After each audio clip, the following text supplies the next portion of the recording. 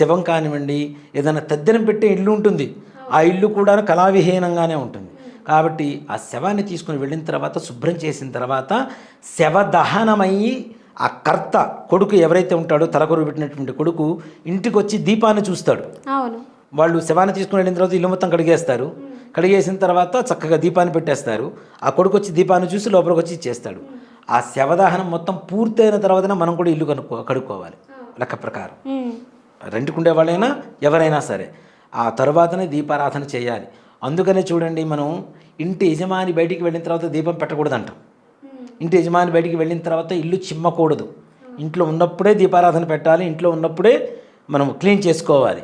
లేకపోతే శవం దహనానికి వెళ్ళేటప్పుడు ఏంటి, శవం బయటికి తీసుకు వెళ్ళిన తర్వాత కదా మనం ఇల్లు క్లీన్ చేస్తుంది. ఇక్కడ ఇది కూడా దాంతోనే సమానం. ఇంటి యజమాని చావు కోరుకున్న వాళ్ళు మాత్రమే ఇంటి యజమాని బయటికి వెళ్ళిన తర్వాత ఇంట్లో దీపం వెలిగిస్తారు. కాబట్టి యజమాని బయటికి వెళ్ళకముందే ఇల్లు చిమ్మాలి, ముగ్గు వేయాలి, దీపారాధన చేసి ఆ తర్వాత ఇంటి యజమాని బయటికి వెళ్ళాలి. అందుకనే మగవాళ్ళే దీపారాధన చేయాలి, మగవాళ్ళే దీపారాధన చేయాలని ఎందుకు చెప్తారు? ఇంత పరమార్థం ఉంది దాంట్లో.